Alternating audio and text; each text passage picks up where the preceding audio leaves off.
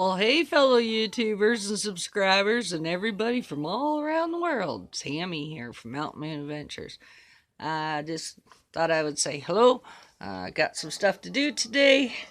Just getting ready to head out again. I already been out a couple times, but wanted to show you what I'm trying to work on. I'm trying to get my garden area cleared up because I still can't plant till June. Okay, but I started my peppers. Isn't that cute? There's about 4 in each one. I don't know if you see that. Now, they're just done in the toilet paper tubes, and I'm doing an experiment. I got some wrapped in the plastic to see if it holds moisture longer. And then I got some that are just plain in the toilet paper tube, and as you can see, there's really not much difference. Maybe, like a 1/8 of an inch. That's about it. Right? But I gotta get things ready, because I want to get my garden started. So I've been out just busting around in the back there. And it's still really wet. If you saw when it's flooded out, that's usually my garden area. So I haven't really done much out there. I did get scraping down and raking, and I found 16 patio stones I didn't even know were there. Because every year I just cut the grass, and the patio stones is set down real deep. Didn't know they was there. So I wanted to put the garden just outside the door so that I could, fence it in right close and still be able to go off to the left and go to the barn. And I'm a firm believer that animals with legs, that need to move around, let them move around. The garden doesn't need to move around. So, why fence in the animals when they need to move around? So, I just fence in the garden because the garden just stays put, right? And it keeps the ones with the legs out of the garden. So, I thought that might be a good spot there. And I got digging around there and I kept hitting rock. And I was like, what's going on? So, I started scraping. Found 16 patio stones sitting there. And they're, like I say, they're sunk right in. Good spot for a barbecue or something. All right, but I think I'll just keep that area for like planters. Like a planter garden, a pot garden. Not a pot. Not pot. Not pot. But like planters, right? So that way I can fence it in if I want to. And if I don't want to, all I gotta do is pick up the planters and move them out of the reach of the chicken and the goats, right? So that'll work. But peppers like it. They like it really warm. So maybe just do a little plastic greenhouse around it with a fence. Something like that. All in pots, right? In planters. So we'll see what happens. I don't know. And then I got a couple potatoes just as a joke. I threw them in an old planter I got over here. I'll get this one to show you. I just threw them in. I said, they're not going to grow in here. All right. Well, they're growing. Alright, to keep my little gnome company there. So apparently I'm going to have to find a spot for them pretty soon. But like I say, we can't plant in my area, in my region. We can't plant until after the May 2-4 weekend. And usually we still have to wait until at least the 1st of June to get anything in. So to try and plant from seed, it gets cold here too fast, right? So our season is pretty short. But if you plant seedlings, all right, then usually you have a better chance. Now, I've gone to the plant nursery and stuff and spent a fortune one time on a whole bunch of seedlings and got them all in the ground and then got them all covered up in the plastic because, these sudden frost warnings, right? And then, bam, it comes in, it wipes out your whole garden. So I tried that. And the one year I probably spent about $200 just on seedlings because I didn't have time, and at the time I did have the money, right? So I thought, I'm going to have such a beautiful garden. Well, the frost came, and yes, I did have the plastic over top, but with that frost, a freak storm came in and dropped like all kinds of snow right on top of the plastic. Well, the weight of the plastic with the snow on it broke all my seedlings. So it was just a crappy year. I might as well just, gave that money to somebody that could use it, right? Because it was just a waste. It was a pure waste. I think out of all those plants, I probably got half a dozen plants that survived. And those are the ones that didn't break. And then 3 of those ones ended up getting that frost and turned black anyways, right? So I was like, oh, man. So I didn't have a garden that year. And I just wasted my time. You know what I mean? Now, I like to Now we still got the wood stove going. I have that area that I keep the animals in when they're sick. I have a whole caged in area. All right, it's all done in chicken wire. It's like 8 by 10. So if I have a new animal I'm bringing in, and maybe they're not getting along with the others just yet, then they go in there until they get used to each other.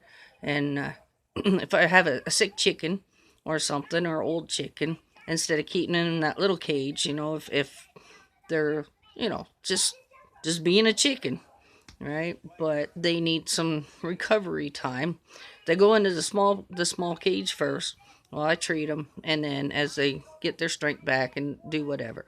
Or if I get a broody hen and the other one's picking on her while she's trying to do her thing, right? I'll scoop her and the little ones up. The eggs are, wait for them to hatch out, whatever, right?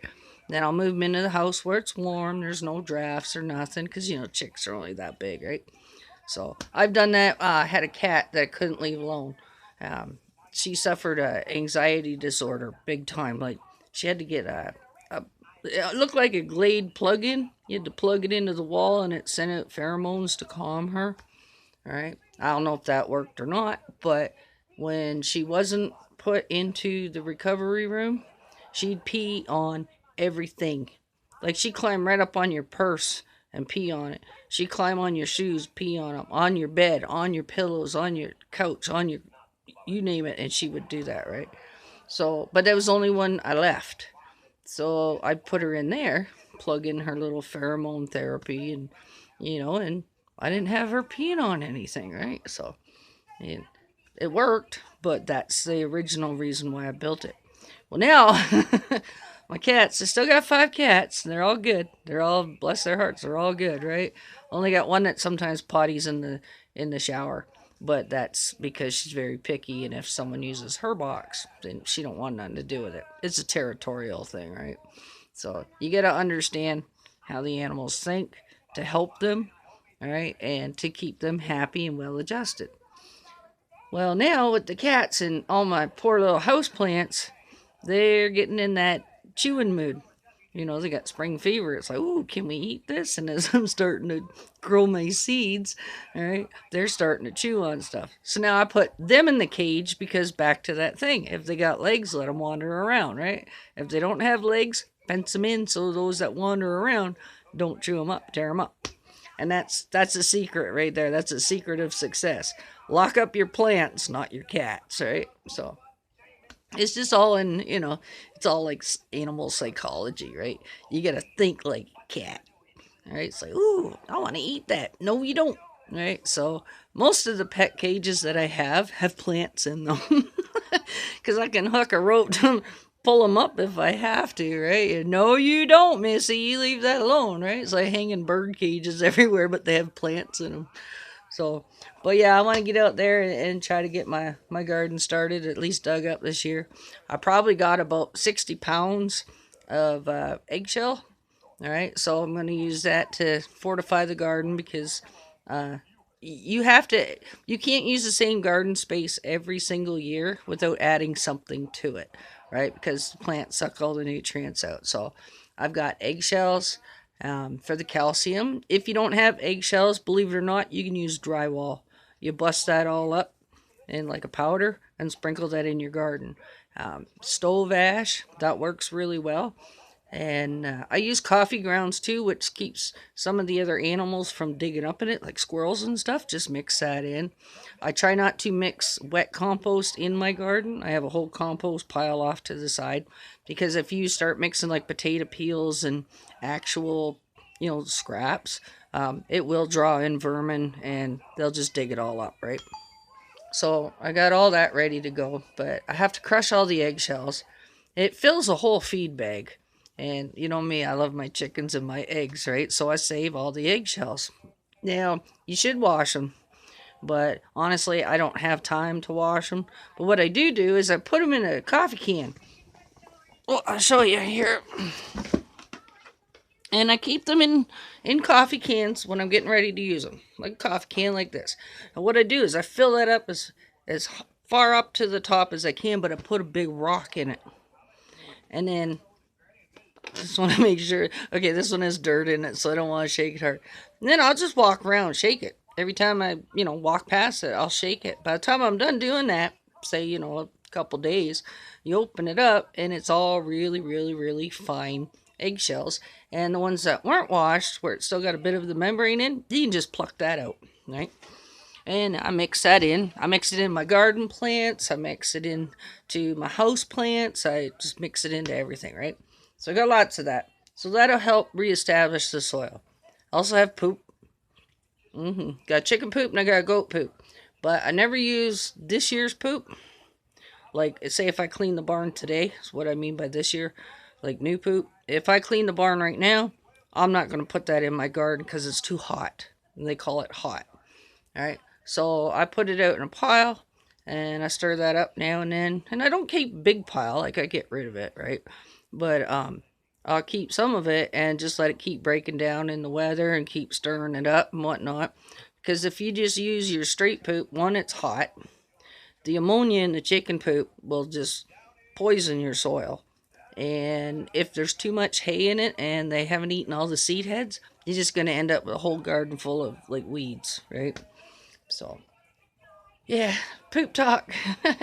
Sometimes I put the fish in that big old rowboat, and if I leave standing water anywhere and you get those little larvae from the mosquitoes, I just take those, dump it right into the boat. The fish eat it, and then I pull the water out of the boat and I water my garden with it, right? So, I know, I'm farming fish poop, but it works. All right, do what works. All right, well, anyways, I best get out there because I'm just wasting daylight and I'm just yammering again. So to the folks, to Chuck and whoever else showed up, like I said, I know Chuck showed up because he sent me an email and we talked for a few minutes that he couldn't do whatever. I'll figure out this live thing. I'd like to go live and do that and take you to camp and actually go live so we can just all hang out around the campfire, and just have a good time, right? So, and then I had one lady say do more animal videos because she likes seeing the animals. So if I can get this live thing worked out, I'm going to set it up so that you can just see the goat and the chickens just doing their thing. It's like live cam, spying on them in the pen, in the yard, right? What have you, or in the barn, so I'm going to try that. And I don't know, something's been scaring my chickens. They're real flighty, like, like really agitated. So I got a baby monitor. Yes, I got a baby monitor. So if they start acting up in the nighttime, then I can go check. And my friend said, well, get a Ring doorbell and just put it on the inside instead of the outside. And I was like, I could do that. And then just run a live cam. And I was like, I could do that too. Right? So, yeah, I love technology now. I can't figure it out, but I still love it because there's so many great things you can do with it, right? All right, well, I got to get out of here because, like I say, I'm burning daylight and my clothes is probably already dry. Probably just me talking to them, all the wind coming out of my face probably dried all those sheets. So, all right, God bless you. We'll see you later. I'll do another video later. And remember, keep your moonshine on. All right, bye now.